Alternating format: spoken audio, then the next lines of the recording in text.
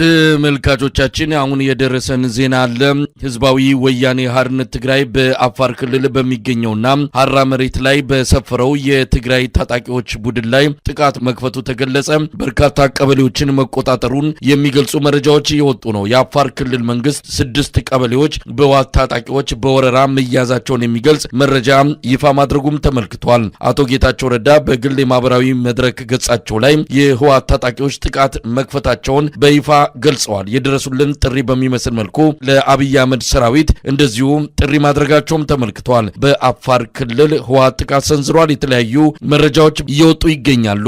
በአካባቢው የሚኖሩ የአፋር ተወላጆች ቀያቸውን ለቀው እየተሰደዱ እንዳለም ይነገራል። የዘውትር ተሳታፊያችን ማምሻውን የተሰበሰቡ መረጃዎችን ይዞ ሊያካፍለን መስመር ላይ ይገኛል። ምንድነው የተፈጠረው? ጦርነት ተጀመረ ወይስ ምንድነው ያለው? እውነት ነው መሳይ፣ አሁን ማምሻውን ነው ጦርነት የተጀመረው። ግን በጣም የሚያሳዝነው ነገር የአፋር ህዝብ ከዚህ በፊት የሐራ መሬት ላይ ሰፍሮ የነበረው በፌዴራል መንግስቱና በነጌታቸው ረዳ የሚታገዘው የትግራይ የሰላም ኃይል የተባለው ኃይል በክልላችን ውስጥ እኛንን ተረማምዳችሁ በእኛ ክልል ላይ ስልጠና ወስዳችሁ ተደራጅታችሁ የትግራይን ህዝብ ወይንም ህወሓትን ልትወጉ አይገባም በማለት ተቃውሞ ሲያስነሱ ነበረ። ነገር ግን በፌዴራሉ መንግስቱ ገዛ የሚደረግለት ኃይል ስለሆነ አቅሙ ከክልሉ መንግስት በላይ የፌዴራል መንግስቱ እያገዘው ስለነበረ በዛ መሬት ላይ ተቀምጦ የትግራይ ኃይሎችና የትግራይን ህዝብ ለመውጋት እንቅስቃሴ እያደረገ የነበረውን ኃይል የህወሓት ኃይሎች ዛሬ ማምሻውን በ2 ሰዓት አካባቢ ጥቃት መሰንዘር ጀምረዋልኝ። እንግዲህ ሲፈራ የነበረው አሁን ዛሬ እውነት ሆኗል። ህወሓት በአፋር በኩል በ3 አቅጣጫ ወደ አፋር ክልል ዘልቆ ገብቶ ጦርነቱን ሙሉ በሙሉ ከፍቷል ማለት ይቻላል። በጣም ከፍተኛ ውጊያ እየተደረገ ነው። በተለይ መጋሌ ተብሎ በሚጠቀሱት የአፋር ግዛት አካባቢ በጣም በርካታ ሰራዊት የትግራይ የህወሓት ኃይል ገብቷል። እንግዲህ የትግራይ የሰላም ኃይሎች የሚባሉት በአብይ አህመድ የሚደገፉ ኃይሎች ነው በዋነኝነት ለማጥቃት እንቅስቃሴ እየተደረገ ያለው። አሁን በአጠቃላይ በአፋር ክልል ላይ ትግራይ የሰላም ኃይሎችና የህወሓት ኃይሎች የውክልና ጦርነት ነው እየተደረገ ያለው በዛ ክልል ላይ። የአፋር ክልል እንግዲህ ያው እንደተለመደው ከዚህ በፊትም ከፍተኛ ውጊያ ሲደረግ እንደተጎዳው ህዝብ ሳይለት ዓለም ሳይመለከትለት ማንም ሳይጮህለት ከፍተኛ ጉዳት ሊያደርሱበት እንደሚችሉ ነው የሰማነው። ከዚህ በፊት እንግዲህ የብልጽግና ጄኔራሎች ከሰሞኑ በሚዲያ ወጣው ህወሓት ከስሩ ተነቅሎ ካልጠፋች ሀገር ሰላም አታገኝም፣ እኛ የወታደራዊ ጄኔራሎችን በእጃችን አስገብተን ሕክምና ልከን እያለ ኢታማጆር ሹሙ እየተናገረ በነበረበት ሰዓትና እነሱን ለማታለልና ወደ እነሱ ወገን ለመሳብ ከፍተኛ ጥረት ያደረጉ በነበረበት ሰዓት ከዚህ በፊትም የህወሓት ኃይሎችን የፌዴራል መንግስቱ ፋኖን አብራችሁ ከወጋችሁ እናንተ ጋር ምንም አይነት ጥል የለንም፣ ህገ መንግስቱን እናንተም እኛም መጠበቅ አለብን የሚል የማታለያ ቃላቶችን ሰጠው። ህወሓቶች እንቢ በማለት ካሁን ድረስ በአቋማቸው ጸንተው አሁን ደግሞ እየጠነከረ የመጣውን በፌዴራል መንግስቱ የሚታገዘውን ኃይል ለመምታት በመጋሌ ወደ ተባለው ግዛት ዘልቀው በመግባት ከፍተኛ ውጊያ እየተደረገና በርካታ አካባቢዎችን መቆጣጠራቸውን ነው መረጃዎች የሚያመላክቱት መሳይ። ማምሻውን የአፋር ክልል መንግስት መግለጫ አውጥቷል። በመግለጫውም በጉልበት 6 መንደሮችን ህወሓት ተቆጣጥሯል ሲል ነው የክልሉ መንግስት የወነጀለው። የአፋር ክልል መንግስት በዚሁ ባወጣው መግለጫ ህወሓት ቡድን ከድርጊቱ በአስቸኳይ ካልተቆጠበ ራሱን ከውጫዊ ጥቃት የመከላከል ኃላፊነቱን እንደሚወጣ ነው የአፋር ክልል መንግስት ያስታወቀው። ጌታቸው ረዳም ከደቂቃዎች በፊት እንደዚሁ በማህበራዊ ሚዲያ መድረኩ ላይ የገለጸው ነገር አለ።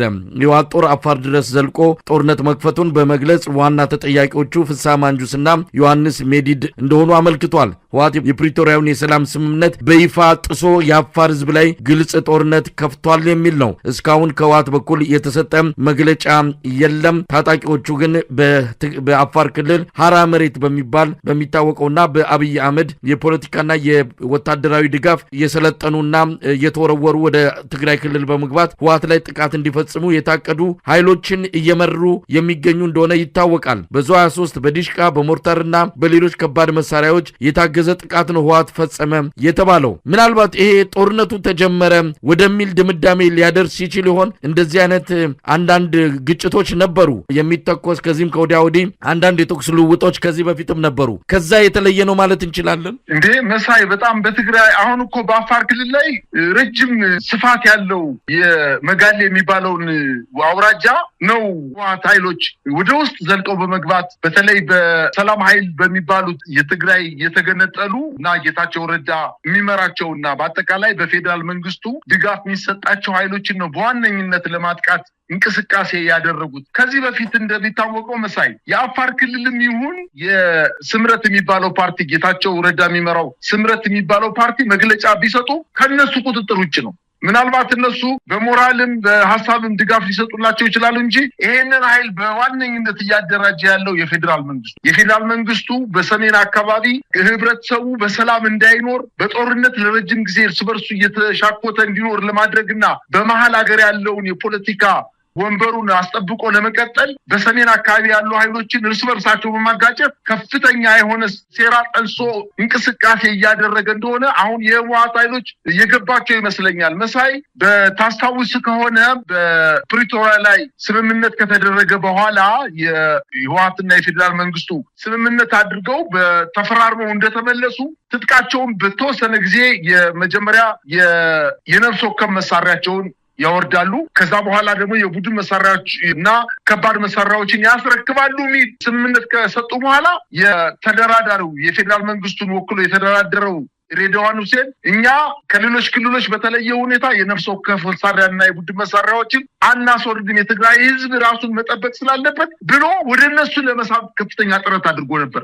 ነገር ግን የህወሓት ኃይሎች ከፌዴራል መንግስቱ ጋር አብሮ መስራት የማይቻልበት ደረጃ ላይ እንደደረሱ ጠንቅቀው ስላወቁ ኃይላቸውን በደንብ አድርገው ሲያደራጁ ከቆዩ በኋላ አሁን በዋናነት የመከላከያ ኃይል ድክመት ባለበት አካባቢ ጥሰው በመግባት በጣም በርካታ ቀበሌዎችን መቆጣጠር ችለዋል። በእርግጥ በዛ አካባቢ አሁን የፌዴራል መንግስቱ ምላሽ የሚሰጥበት አቅም የለውም። አካባቢውንም በዛ አካባቢ ያለ ኃይልም የለውም። ነገር ግን የሰላም ኃይል የሚባሉትን አፋር ክልል ላይ ሂደው ራሳቸውን እያደራጁ የነበሩት የትግራይ የሰላም ኃይል የሚባሉት አራ መሬት ላይ ሰፍረን ከዛ በኋላ ህወሓት እናጠፋለን ብለው ከፍተኛ በጀት ተመድቦላቸው የጡት ልጅ በመሆን እንቅስቃሴ ሲያደርጉ የነበሩ ኃይሎችን እየመቷቸው ነው የሚገኙት። ከባድ የሆነ ውጊያ እየተደረገ ነው። ይሄ በእውነት ለመናገር ከአፋር ክልላዊ መንግስትን በላይ ከስምረትን በላይ አሁን የውክልና ጦርነቱ በህወሓት ኃይሎችና በፌዴራል መንግስቱ ምናልባትም በሚቀጥሉት ቀናቶች ውስጥ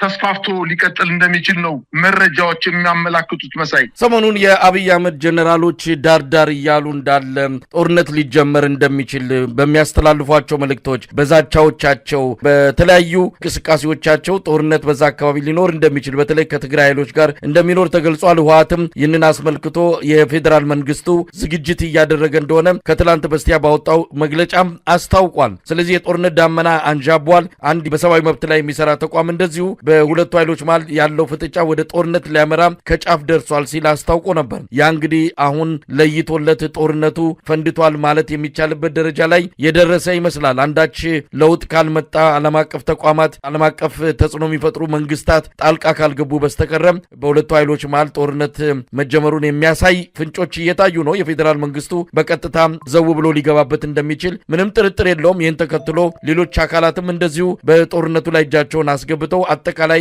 ቀጠናዊ ቀውስ ሊፈጠር እንደሚችል ነው የሚጠበቀው። ለማንኛውም አንከር ሚዲያ ሁኔታውን እየተከታተለ ነው። ከህወሓት በኩል እስካሁን መግለጫ አልተሰጠም። ከፌዴራል መንግስቱም እንደዚሁ ስለ ጉዳዩ የተባለ ነገር የለም። በአቶ ጌታቸው ረዳና በአፋር ክልል መንግስት በኩል የወጡ መረጃዎችን መነሻ በማድረግ እንደዚሁም በአንዳንድ የመረጃ ምንጮች ያገኘናቸውን ነገሮች ነው እዚህ ላይ እያካፈልን ያለ ነው። ነገሮች ሊለዋወጡ ይችላሉ። ምናልባት በአጭሩ የሚቋጭም አይመስልም። ወደ አጠቃላይ ጦርነት ሊስፋፋ እንደሚችል ይጠበቃል።